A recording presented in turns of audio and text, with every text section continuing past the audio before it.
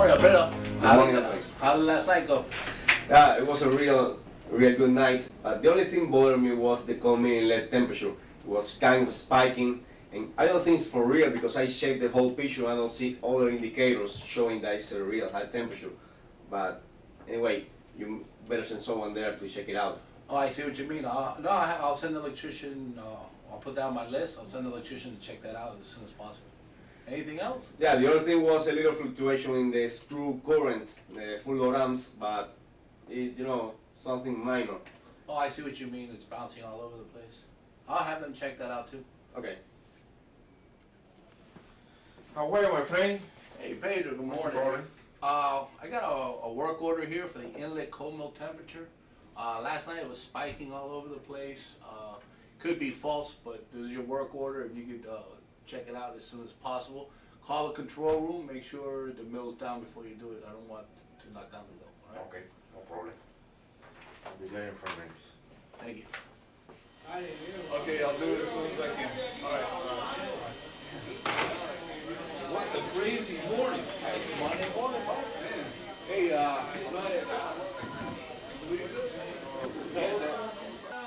Hey, look, that coal mill inlet, have you heard about it? yeah, I got the electrician work order. He's en route. Control? Yeah. Yeah, okay, all right, okay. See if I can. The electrician is en route over there. As soon as the cold mill goes down, he's at the holler, and he'll work on it. Plus, I gotta go. I'm gonna lock it out. So we're gonna go inside and see. Control? Yes, sir. I don't know, I think it's, okay.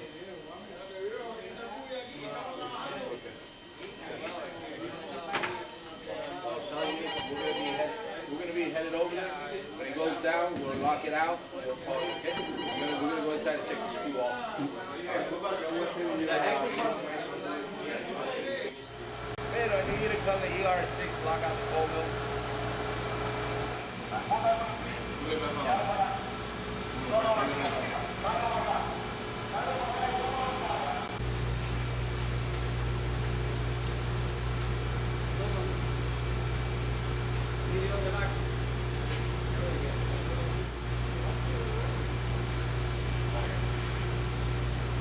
Okay, guys. Thank you.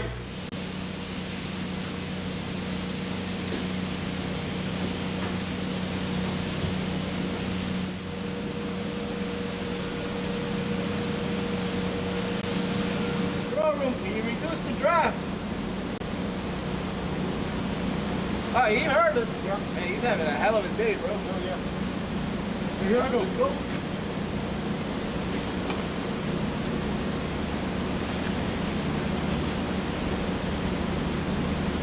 Ready? I got your heart at.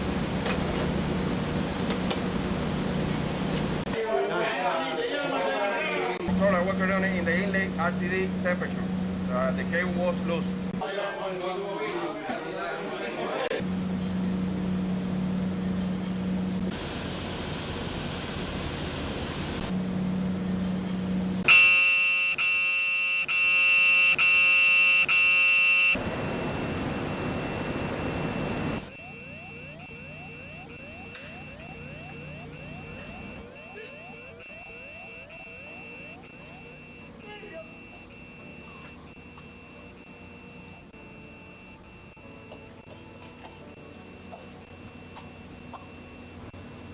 Steve, you all right? Steve?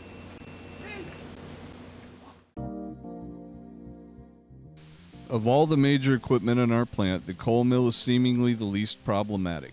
Few realize that when problems do arise, they are among some of the most potentially lethal of any that can be experienced in this or any other coal firing facility. The reason for this is simple. Coal, either partially or fully pulverized, is volatile. When dealing with volatile fuels, there is always the risk of fire. When fire is contained in a confined area, there is always the risk of an explosion. Here at Pensuco, we are fortunate enough to have one of the most advanced containment systems for pulverized coal available in our industry. Understand this makes our system no less lethal. Knowledge and common sense will make a difference. In this scenario just demonstrated, fire wasn't even a factor, yet the very equipment used in fighting a fire became the poison that caused this fictitious fatality. With those thoughts in mind, let's go over in detail the events that transpired and examine what could have prevented this fatality. Was the cold inlet temperature. It was kind of spiking, and I don't think it's for real because I checked the whole picture. I don't see other indicators showing that it's a real high temperature. But anyway, you better send someone there to check it out. Although this is not part of the operator's normal procedure, if there is an ongoing problem on the previous shift, it is not unusual for the outgoing operator to report the problem directly to the incoming shift supervisor to ensure the problem is known and properly dealt with. You'll notice the operator suspected that the problem with the inlet temperature was more of an instrumentation problem. In other words, he suspected the thermocouple was going bad. Had the inlet temperature been real, there would have been other indications that would have alerted the operator to a real problem. The high amperage on the screw was a separate, unrelated issue. How are you, my friend? Hey Pedro, good morning. morning. I got a work order here for the inlet cold mill temperature. Last night it was spiking all over the place. Could be false, but this is your work order. If you could check it out as soon as possible. Call the control room, make sure the mill's down before you do it. I don't want to knock down the mill, all right? Okay, no problem. In this case, nothing on the surface seems out of place. The electrician was asked to check the thermocouple and alert the control room before doing so, making sure that the mill was down beforehand. Even though the supervisor knew that there was a very good possibility that the mill would have to be entered once it was down, this was not mentioned. This was also just the first in a series of mistakes that would lead to disaster. What a crazy morning. Every operator dreads weekday mornings when the atmosphere of the control room is transformed into a madhouse. Impromptu meetings, information seekers, endless telephone calls, and constant interruptions add to a steady stream of unending confusion. During this time, the operator has to review the previous operation and keep up with the ongoing operation while answering a steady stream of incoming alarms and radio calls. It is in the midst of all this that the potential for accidents is the greatest. It is easy to see how easily important information can slip by unnoticed. Hey, Pedro,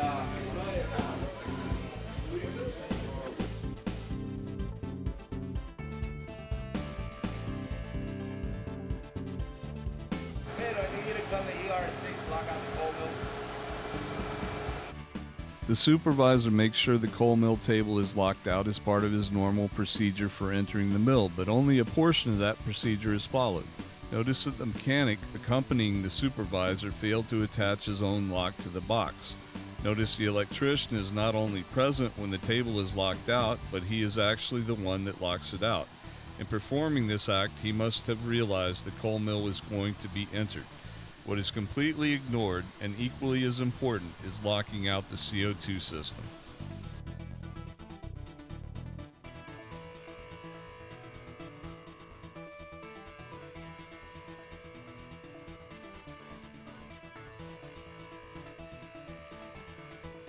Although not shown here, it is important to know the condition within the mill before opening the coal mill door. This is especially important after a quick coal mill shutdown. Listen as Mario Rodriguez explains. Before opening the coal mill door, it's very important that you ask the control room what the oxygen level is inside the mill. The oxygen level should be above 20%, or the indicator should read in the maximum range. The reason is, if there is a smoldering condition within the mill, once the door is open, oxygen will rush into the mill and a fire or explosion will likely occur. A smoldering condition may not always be easy to detect. Your greatest defense is asking if the O2 level is high enough that it's safe to enter the mill. When the electrician arrives to check the inlet thermocouple, from where he's standing he's unable to notice that anyone has entered the mill and doesn't take the time to check. He does contact the control room, however he doesn't wait for the control room operator to acknowledge his call. Had the control room heard the call or the electrician taken a moment to look around the corner, this fatality may have been avoided.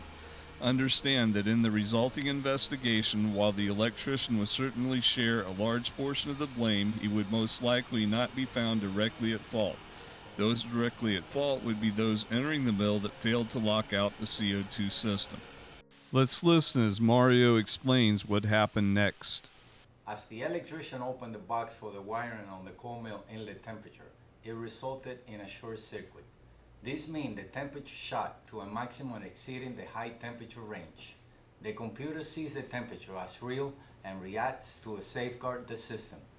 This safeguard is an automatic injection of CO2 into the coal mill. In this case, the system worked as designed. Controller working on it in the inlet RTD temperature. The cable was loose.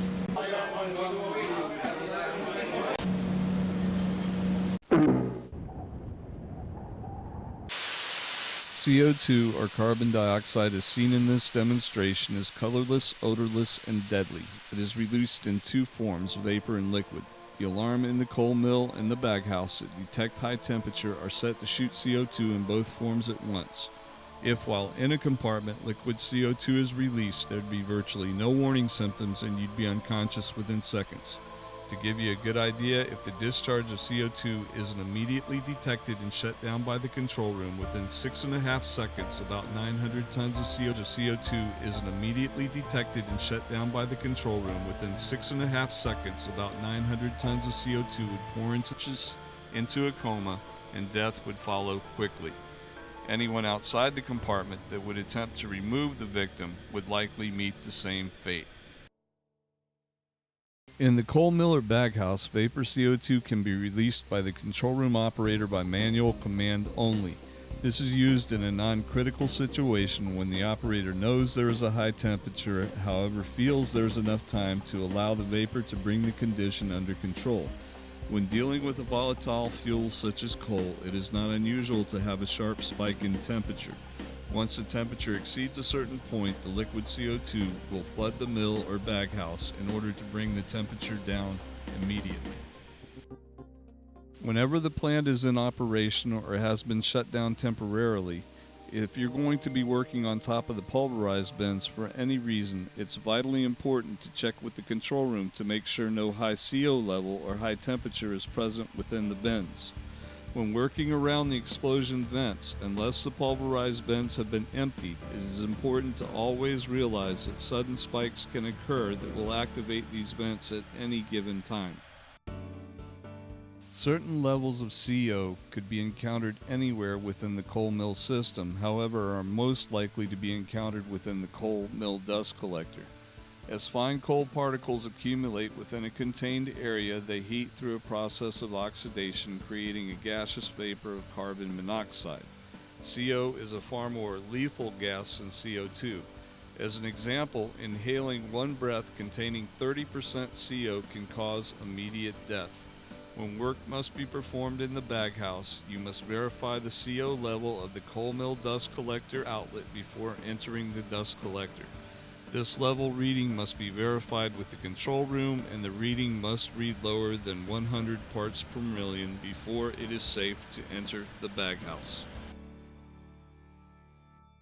Anytime you enter the coal mill without locking out the CO2 system, you are taking your life and the life of those around you into your own hands. There are two separate systems on the coal mill that work independently of each other. The first, which is the main valve on the CO2 tank, will only stop CO2 if initiated by command from an operator within the control room. Understand that by locking out only the main valve, this will not stop the injection of CO2 in the event of a signal fault. There are two more valves located on top of the CO2 tank that release CO2 automatically in the event of a signal fault. Locking out these valves in combination with the main valve is vital in order to achieve a complete lockout procedure. Here, Anthony Labradesky takes us through a complete lockout procedure. First, securing the main valve. Notice the positioning of the handle. Finally, the two valves on top of the tank, located on the south and then the north side, are locked out. Take notice that in each case the handle is placed in the correct horizontal position to ensure that the valve is actually in the closed position.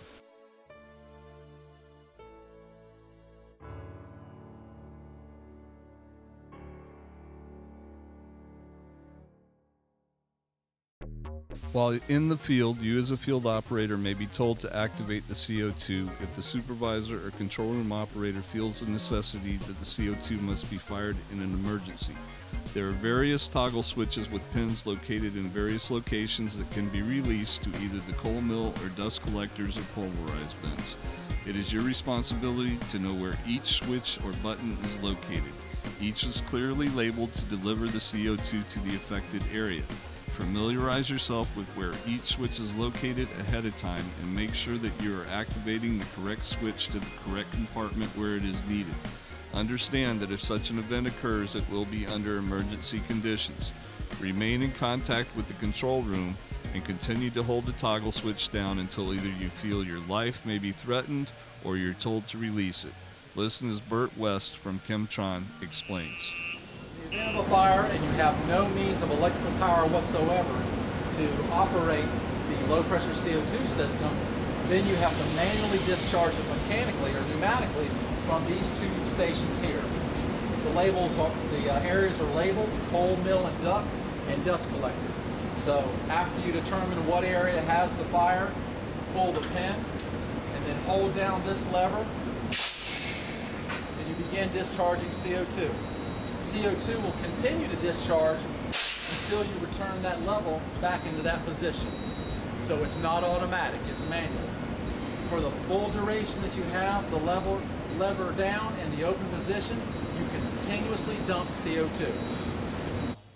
In the event where you discover smoke, fire, or a condition you consider hazardous, you can take it upon yourself to activate the CO2 without seeking permission. If you determine the danger is too great, make sure you quickly clear the area. Once a year, the entire CO2 system is thoroughly inspected. It is important to note there are both indicators in the control room as well as the internal sensors that can detect the serious condition. It is possible for the system to activate without the control room noticing. These are the internal sensors going through their annual inspection. In the films I've made recently, you'll notice that there are several scenarios based around death. You'll also notice that there are individuals involved, any one of which could have stopped these tragedies from happening. That's why safety begins and ends with you. Never assume any equipment that you're working on or in is locked out. Make sure that you know the entire lockout procedure for that piece of equipment, and make certain that that lockout procedure has been followed. Know the safeguards and what to do when an emergency develops. The coal mill can be a dangerous place to work in or around. It is equipment that deserves your respect, and it's only as safe as you make it.